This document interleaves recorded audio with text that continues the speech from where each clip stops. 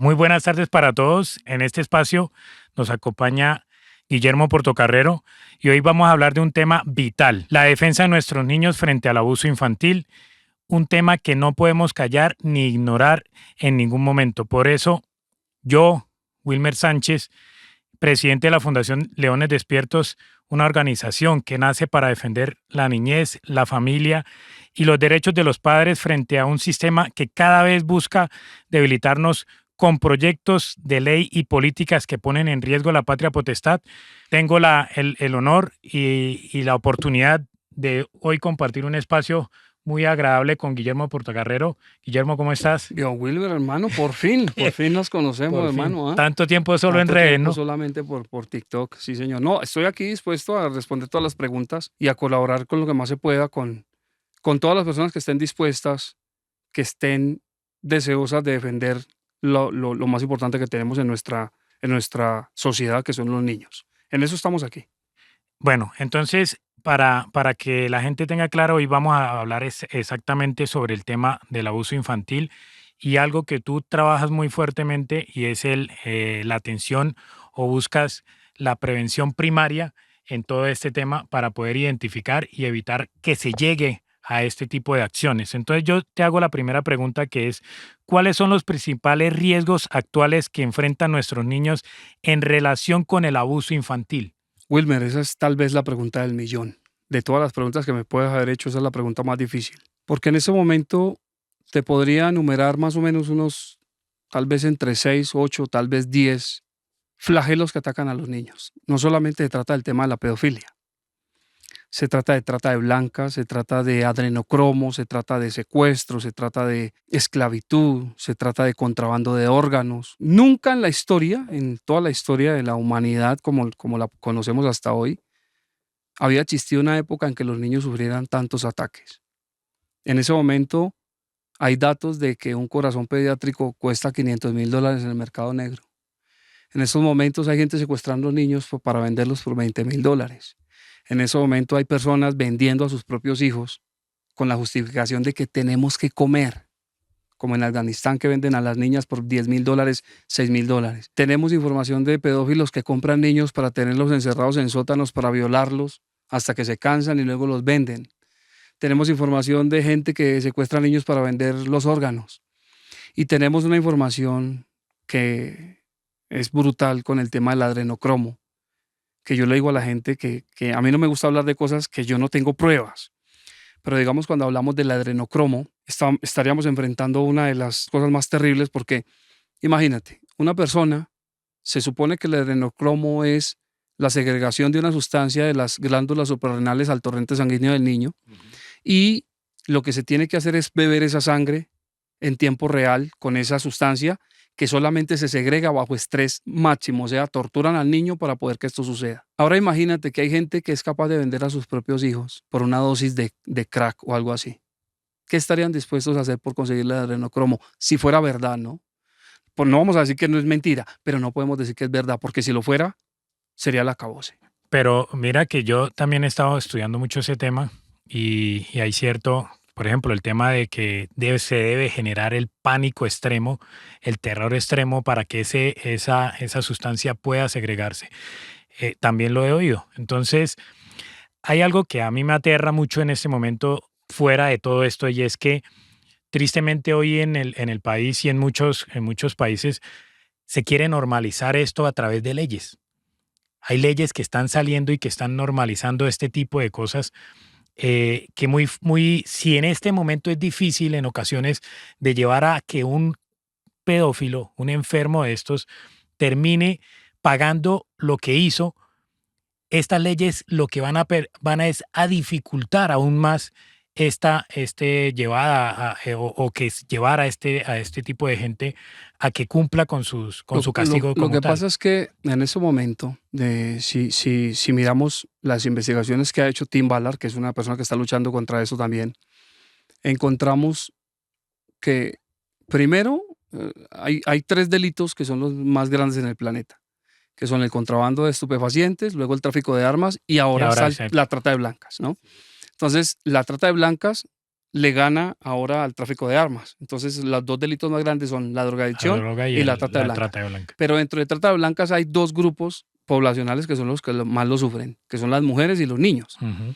Sí encontramos Sí, noticias de de hombres, hombre, pero es mínimo. pero es muy raro pues que digan, oiga, ¿cómo le parece que secuestraron allá en el África 500 afrodescendientes y los trajeron, los vendieron en Argentina? Eso no se ve.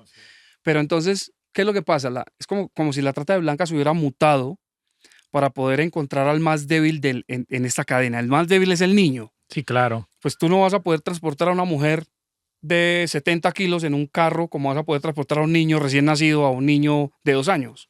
Entonces, el que está sufriendo el mayor ataque jamás en la historia de la humanidad, te lo digo, es el niño. El mayor genocidio en este momento. Infanticidio, vamos a decir. O sea, Infanticidio. nunca en la historia, estamos hablando, puedes buscar en la historia en el periodo que tú quieras, en las horas más oscuras de la humanidad, cuando no había tecnología, cuando estábamos en las cavernas, cuando quieras. Nunca jamás había un ataque tan brutal como lo hay hoy en día. Siglo XXI, año 2025, cúspide de la tecnología. Le podemos colocar un brazo a otra persona, le podemos trasplantar. O sea, imagínate cómo está la cosa que le puedes poner una vagina a un hombre, Hasta eso pero hemos no llegado. podemos proteger a los niños. Es que, ahí, a ver, lo que yo veo en muchas ocasiones es el poder económico que se mueve detrás de todo esto. Porque un niño, uno asume, bueno, es que hablamos de niños de 3, 4, 2 años, pero resulta y pasa que este daño que se le está haciendo a la infancia es incluso antes de nacer. Se está haciendo y se está promoviendo el aborto y incluso de esos abortos, parte de ese aborto termina siendo comercializado y llevado Bueno, ahí nos metemos a un terreno muy complejo con el tema del aborto. Yo prefiero que me hagas preguntas con lo que estamos hablando, porque con el tema del aborto es un tema bastante complicado, está es complejo. delicado. A ver, yo te voy a hacer esta pregunta. Dice, ¿qué señales de alerta debe aprender a reconocer los padres, profesores y cuidadores para actuar a tiempo? Bueno, esa pregunta es bastante complicada, no de responder, sino de solucionar la situación que me estás planteando. Porque una de las cosas que yo estoy buscando es la prevención primaria. Prevención primaria es una serie de estrategias, lineamientos, parámetros, Prepararnos. leyes para evitar que pase. Preparar a... Sí, preparar a la persona para que no suceda el evento. ¿Qué queremos? Que no haya niños violados. ¿Cómo salvas a un niño recién nacido que su mamá lo está violando? ¿Cómo lo salvas? Es imposible. Caso que se vio Sí, hace el poco. caso que acabamos de narrar, un caso que la gente conoce donde una mamá está violando a su hijo de 16 meses y solamente nos dimos cuenta por una casualidad de que ella prestó el celular, la persona borró la imagen y se entra a las fotos eliminadas y la persona se da cuenta. No, es casi imposible. Eso fue como decimos aquí en Colombia, un arepazo. No es posible. Entonces, hay unos espacios donde sí se puede generar la prevención primaria. Vamos a poner un ejemplo. Tienes a tu hijo, tú eres una madre soltera, eres una mamá soltera, tienes a tus 2 hijitos de 5 y 6 añitos. Entonces, esto se complica mucho porque aquí hay unos datos que son brutales. Tienes a tus hijos de 2 añitos, de 5 añitos, y te casas con un hombre al que no conoces, porque el tipo te enamora y se pone maravilloso al principio, ¿cierto? Entonces, prevención primaria.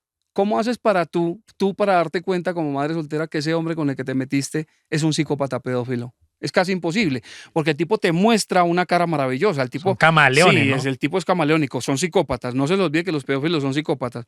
Entonces ellos hacen toda la parafernalia para que la persona sienta que es el hombre maravilloso. Entonces, prevención primaria.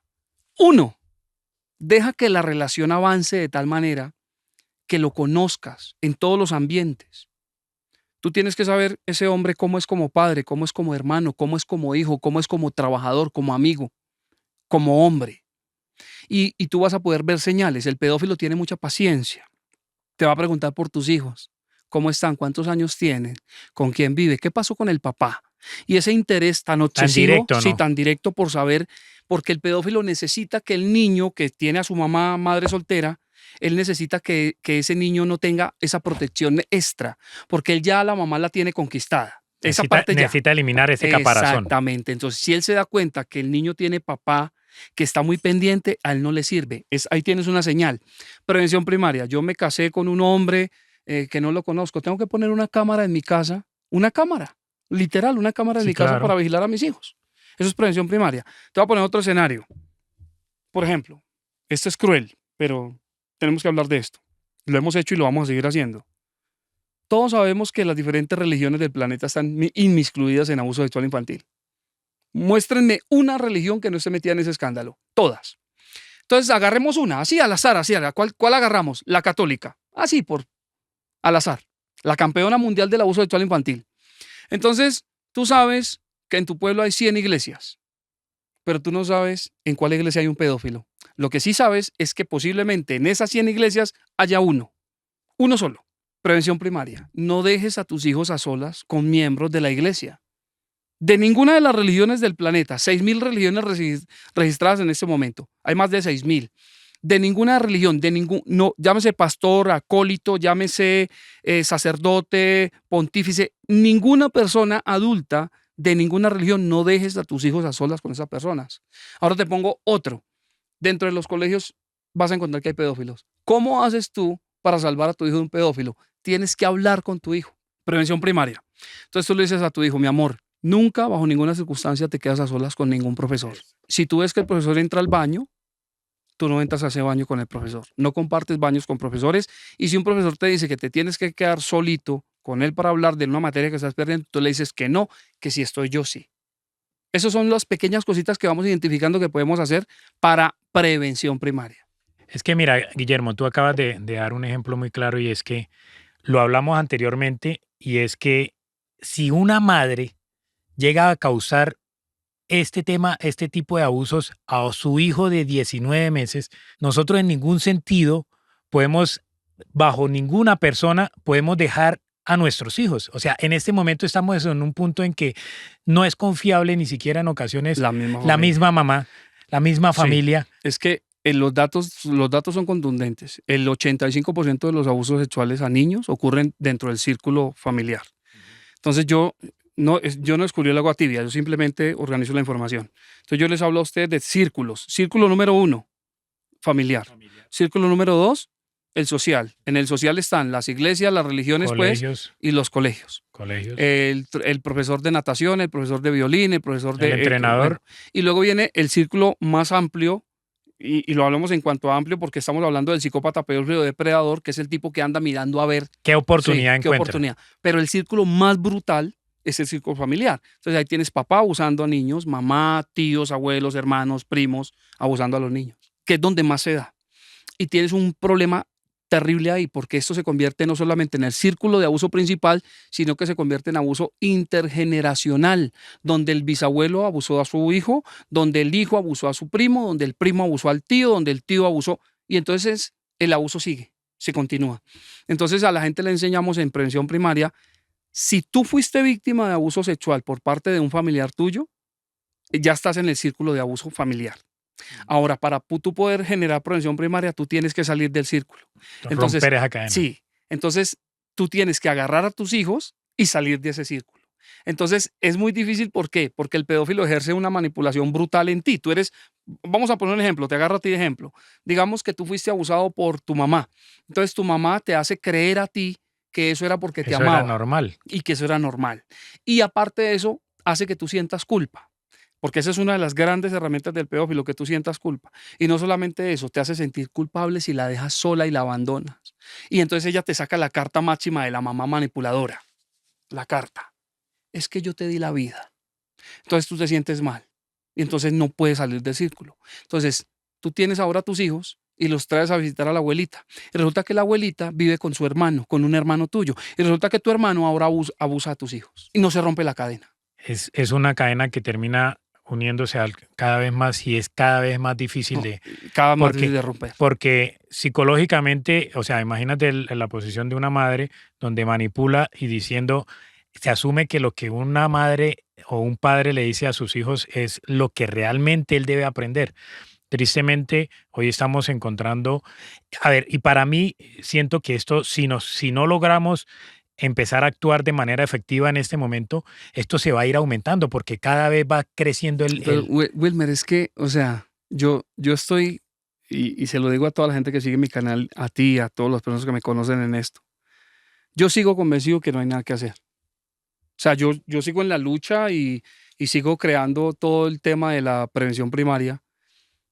Y yo me doy cuenta que desde lo gubernamental y desde lo político no hay nada que hacer. Es En que este tenemos momento, pedófilos en sí, el en gobierno. el gobierno. Pero lo que sí he podido comprobar, que no descubrí el agua tibia, vuelvo y lo digo, es que si los padres aprenden estas cosas y las mismas madres también aprenden estas cosas, se puede romper ese círculo de abuso. Digamos, yo he tenido pacientes en mi consulta que fueron abusados por su misma familia, vinieron a consulta y aprendieron que tenían que salir del círculo. Entonces lo que hicieron fue romper el lazo familiar, o sea, romperlo, agarrar a sus hijos y salir del círculo, porque no hay otra forma, Es que no hay no otra. hay otra forma. Si tú fuiste abusado por tu papá o por tu abuelo, seguro, seguro un primo tuyo fue abusado por un tío. Seguro, seguro ese tío fue abusado por un abuelo. Seguro, seguro tus hijos serán abusados por alguien de esa familia. Total. Y ¿sabes qué es lo impresionante de esto? Que esas familias de abusadores buscan los espacios para poder seguir abusando. Entonces, hemos encontrado casos, por ejemplo, yo he encontrado casos donde una mujer ha intentado escapar, pero resulta que tuvo la mala fortuna de conseguir un mal marido, un mal hombre, o ella le montó los cuernos también al marido. Entonces el marido la termina abandonando y ella, ¿a dónde tiene que volver? Al hogar. Al círculo familiar. Vuelve a la Y cadena. vuelve otra vez a meterse en el círculo. Mira, por ejemplo, hay casos, creo que tenemos casos donde incluso los niños tratan de generar esa defensa natural y decir, mamá, está pasando esto con mi primo, con mi tío, y la mamá actúa en defensa del abusador y no Esa es una de es las... un tema que, o sea, eso termina ahondando más en el daño que se le genera a ese niño porque termina diciendo, bueno, si el que me debe salvar no está haciendo lo que tiene que hacer, ¿a quién voy? ¿A quién El busco? niño está atrapado. Y es muy triste porque, digamos, a mí me ha tocado escuchar cuando la víctima dice, es que yo le dije a mi mamá y mi mamá me dijo que me callara porque iba a destruir la familia. Entonces, hay unos espacios de abuso sexual infantil donde no hay nada que hacer, nada que hacer. Es que yo me quedo aterrado, por ejemplo, de solo pensar, tú naces, que yo se lo he explicado, tú naces en un círculo donde está tu papá, tu mamá y tus dos hermanos, un ejemplo. Entonces son ustedes 5 como familia nuclear. Se supone que ese círculo es el que debe protegerte. Se supone que tú naciste ahí, tú estuviste tan de malas que naciste en el círculo de familia abusadora, donde se supone que te deben proteger y acabas de salir del útero y ya te están violando. Tú no sabes qué está pasando, tú no puedes denunciar, tú no puedes gritar. Y hay una cosa brutal que está pasando con esto. Una especie de mutación que está tomando el abuso. Esto no es reciente, pero como estamos viendo los casos, una mutación que tiene que ver con el entorno, con la denuncia, con la ley. El pedófilo sabe cuántos años le meten por meterle un dedo en el ano al niño. Él sabe cuánto le meten por chuparle el pito al niño. Y él sabe cuánto le meten por penetrar al niño, porque la ley, que es una cosa impresionante, ¿no? Creada por pedófilos, estoy seguro, no tengo pruebas, pero no tengo dudas, porque ¿a quién se le ocurre condenar a un tipo a 1 año de cárcel por meterle un dedo en el ano a una niña y no condenarlo a 100 años o a 50 años? Para que no lo No, vuelva a hacer. es que solo le metió el dedo. Entonces, ¿a quién se le ocurrió decir que solo por meter el dedo son 2 años de cárcel? A alguien que lo hace o que busca que también Sí, librarse de eso. sí, o sea, te vamos a meter 1 año de cárcel porque metiste el dedo, pero te vamos a meter solamente 2 meses de cárcel porque le chupaste la boca al niño. O sea, es como si la misma pedofilia tuviera como alguien que la defiende desde la ley y la va categorizando. Entonces, te van a meter 100 años de cárcel en Estados Unidos si tú asesinas al niño. O sea, lo secuestras, lo violas y lo asesinas. Te meten cadena perpetua o pena de muerte. Pero si solo lo violas, te van a meter 15. Pero si solo lo manoseas, te meten 5. Pero si solo, o sea, uno dice, todo el aparato diseñado exclusivamente para defender al pedófilo. Y el pedófilo aprendió eso. Entonces el pedófilo, por ejemplo, las mujeres pedófilo, porque hay gente que piensa que no hay mujeres pedófilo, la mujer pedófilo le hace sexo oral a su hija o a su sobrina, porque el sexo oral no es tan invasivo como la penetración. Entonces la violación de la mujer, la mujer pedófilo, es prácticamente imperceptible. ¿Cómo nos damos cuenta de casos de abusos de mujeres pedófilo? Cuando violan a niños adolescentes. Usted sabe que los niños adolescentes que son criados en entornos misóginos o machistas alardean de que se acostaron con Claro, la se profesora. acostaron con la. Ay, la Sí. profesora. Qué orgullo, ¿no? Sí, claro. Pero esto Pero es eso es un alimentado por pedófilo. el machismo pedófilo de la misma sociedad. Y uno escucha, por ejemplo, usted, estoy seguro que en los comentarios debe haber alguien diciendo, ¿dónde estaban esas profesoras cuando yo era niño? Porque así de hipócritas y así de doble moral son. Es que cuando yo tenía 12 años no había una profesora que me violara. Pero mire la hipocresía de esto. Se ponen muy orgullosos cuando la profesora de 30 años viola al niño de 12 o de 10. ¿Y por qué no aplauden cuando el profesor viola a la niña de 12? Entonces, ¿la pedofilia tiene género? ¿Tiene sexo la pedofilia? Hoy hay una preferencia, ¿no? Si violan niños no pasa nada, pero si violan niñas, ¡oh! Terrible. Entonces uno ve, por ejemplo, si ustedes entran a la página de la UNICEF, en la UNICEF hay 45% de niños violados, 55% de niñas violadas. Ese es el dato que tiene la UNICEF, lo pueden comprobar si ustedes quieren. Pero resulta que eso es mentira. Está mal tabulado. No es culpa de la UNICEF. Lo que pasa es que es más fácil denunciar si la niña fue violada que denunciar que el niño fue violado, porque al padre le da pena decir, lo que pasa es que mi hijo fue violado por la profesora. Muéstrame la profesora, una mujer de 25 años, divina, preciosa, hijueputa, una cosa preciosísima. Entonces, No lo voy no, a... yo no, no, mi hijo o sea, afortunado. al contrario. Ay, antes, Sí, claro, saca pecho. es la hipocresía de la pedofilia. Y eso nos llevó a la normalización de la pedofilia en Colombia, porque la pedofilia en Colombia está normalizada. Hay algo muy importante que usted menciona en ese momento y es cómo todas las leyes y todas estas cosas se están alineando más para beneficiar al pedófilo que realmente para salvar a la víctima en todos estos casos. Yo siempre he hablado de una organización que siento que tiene las garras muy, muy de las organizaciones Como muy internacionales, enterrada. muy de más. O sea, creo que fue el que inició con todo este tema de hay que entrar en la parte legislativa de todos los países y empezar a controlar esto, porque nosotros necesitamos ampliar nuestros deseos con respecto a esto y normalizarlo. Y esa organización es el NAMBLA. Bueno, es que la NAMBLA, que es una de tantas, ella tiene un origen. El origen viene más o menos, voy a especular, viene más o menos desde los tiempos de Michel Foucault, Jean-Paul Sartre, Simone de Beauvoir, que este grupo de filósofos eruditos de la época en Francia escriben una carta y le mandan, no eran solo ellos tres, eran varios, solamente traigo los nombres más grandes, Jean-Paul Sartre, Simone de Beauvoir y Michel Foucault. Ellos escriben una carta al gobierno francés pidiéndole al gobierno francés que libere la vida sexual de los niños, permitiendo que los niños tengan libertad sexual. Y no solamente eso, ellos piden que el pedófilo no sea condenado porque ellos argumentan que el niño tiene derecho a tener sexo. Y que eso lo beneficia. Sí. Entonces, póngale cuidado. Hay una cosa que se pone brutal aquí. Hay una cosa que se llama la ventana de Overton. Es un mecanismo que tiene un paso a paso para hacer que algo que no es aceptable se convierta en algo lo que podemos pensar. Sí. Bueno, ya lo estamos pensando. Lo maquilla. Sí, ya lo estamos pensando. Entonces después ya viene el otro paso es hablemos de ello, o sea, no cerremos la puerta, hablemos a ver qué pasa. Tabú. Y luego es que es tabú. Venga, pero es que es normal, no pasa nada. Y es un proceso, se llama la ventana de Overton. Entonces, el pedófilo lo que está buscando, los grupos como la NAMBLA, lo que están buscando es que la pedofilia se convierta en una preferencia. ¿De dónde viene esto? Ellos aprendieron, son muy inteligentes. Ellos aprendieron de un proceso que realizó una comunidad que se llama la comunidad LGBTQ.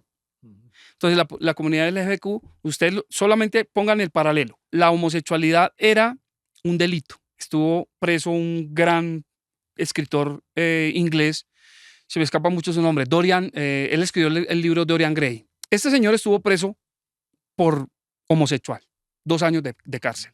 ¿Qué significa? En algún momento de la historia, la homosexualidad en algunas sociedades era un delito.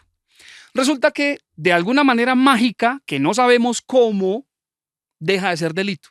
Entonces se convierte ahora en una enfermedad. Entonces se llamaba trastorno de la identidad sexual. Pero de una manera muy mágica que no tenemos ni idea porque no existe una investigación longitudinal que demuestre si eso no es una enfermedad, desapareció la homosexualidad de los manuales diagnósticos y ahora se llama disforia de género. Pero la disforia de género no trata sobre la homosexualidad, sino sobre la disonancia cognitiva que hay entre mi psique y mis genitales. O sea, este es mi cuerpo, pero no me gusta este cuerpo, estos genitales no son mis genitales. Entonces le pusieron un nombrecito más suavecito. Todo lo que les acabo de narrar es un proceso de normalización de la homosexualidad. Ese proceso, la NAMBLA, lo agarra. Y entonces ellos están trabajando para que la gente crea que la pedofilia es un gusto. ¿A ti te gusta que te metan un pito en el ano? Tú eres adulto. ¿Cómo se llama eso? Se llama homosexualidad. Normal. ¿Quién te condena a ti porque te gusta eso? Nadie. Es su derecho, hermano. Es su trasero. Usted verá qué hace. ¿Cierto que sí? Está normalizado. Ellos lo que quieren es que pase exactamente lo mismo con la pedofilia. Entonces un día va a llegar una persona a tu casa y va a tocar la puerta y va a decir, buenos días señora, ¿cómo está? Mi nombre es Pepito Pérez, tengo 50 años, soy el novio de su hija. ¿Cómo así? Pero es que mi hija tiene 7 años. Sí, pero es que es normal. Es que yo me enamoré de ella. Es que eso es una preferencia. Ese es el objetivo de la NAMBLA. Y es que hay una cosa, y lo hablamos hace rato, y es como esa relación que hay entre el NAMBLA y el ILGA, que es una de las organizaciones que promueve todas estas ideologías de género. O sea, se puede comparar fácilmente los objetivos que tienen cada una de estas organizaciones. Y es que, por ejemplo, en el tema del NAMBLA, ellos buscan reducir el tema de la edad para que un niño pueda tomar decisiones de cuándo tener relaciones y cuándo no.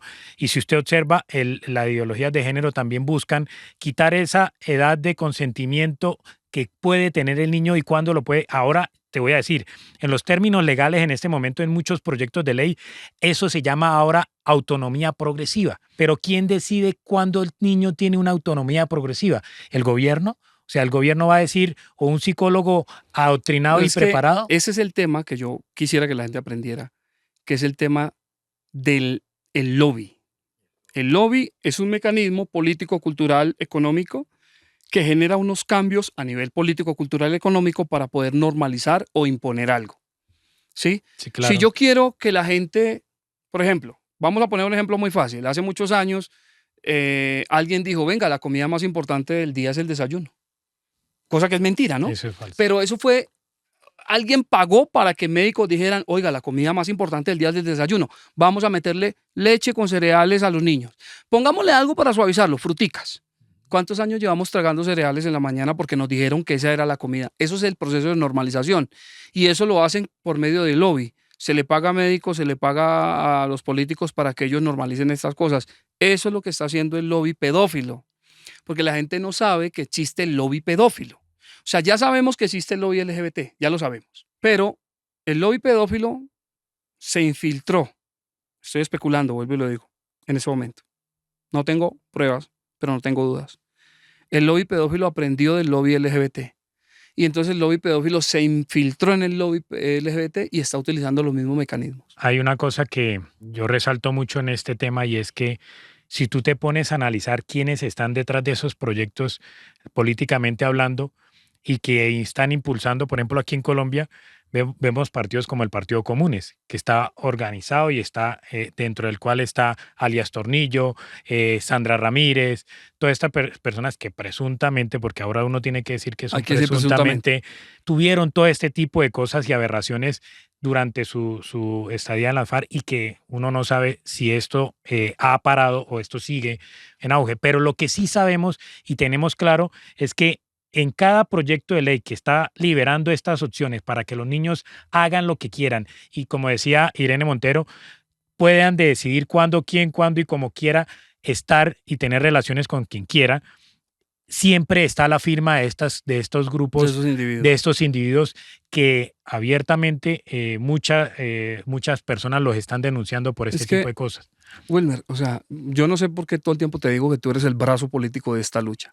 Pero, digamos, tú te pones a hablar agarremos a un político X, al político X, vamos a llamarlo el político X, del Partido Liberal, por decir algo. Tú te pones a ver al político X en el Partido Liberal y tú investigas fácilmente cuál fue la idea que lo hizo llegar a él al Congreso, a ser senador. Entonces tú, por ejemplo, encuentras que el político X te dice, no, lo que pasa es que yo quiero ayudar a mitigar el hambre en Neiva, con los niños pobres de Neiva. Tú simplemente investiga cuál fue la propuesta de ese político que lo llevó al Congreso. Luego, encuentras que ese político está votando a favor de un proyecto de ley para hormonización y mutilación genital de niños. Si tú te pones a ver, este político no tenía esa línea de trabajo, sí, pero él está votando por ese proyecto. Eso te da la información muy fácil de entender que a ese político alguien le está pagando para que vote ese proyecto. Es que incluso, yo te nombraba hace un momento el ILGA, que es una organización que para 2014 lanzó un proyecto en la página de ellos, pueden organizar, buscarla. Bueno, y hay que aclarar, ¿no? El NAMBLA, ¿qué es el NAMBLA y qué es el ILGA? Y el NAMBLA es una asociación una asociación norteamericana creada para permitir el amor entre hombres y menores y niños. Entonces, y el ILGA es una organización que está patrocinada por más de 160 países y tiene más de 1.900 organizaciones a nivel mundial impuestas y incrustadas en cada país para poder impulsar esa parte política. En Colombia, para el 2014, esta organización incursionó en esto y lanzó algo que se llama como Colombia Voto Afirmativo y empezó a buscar el perfil de todas las personas que tenían este tipo de aprobación a este tipo de lobby LGBT, como senadores, congresistas, personas que fueran de la parte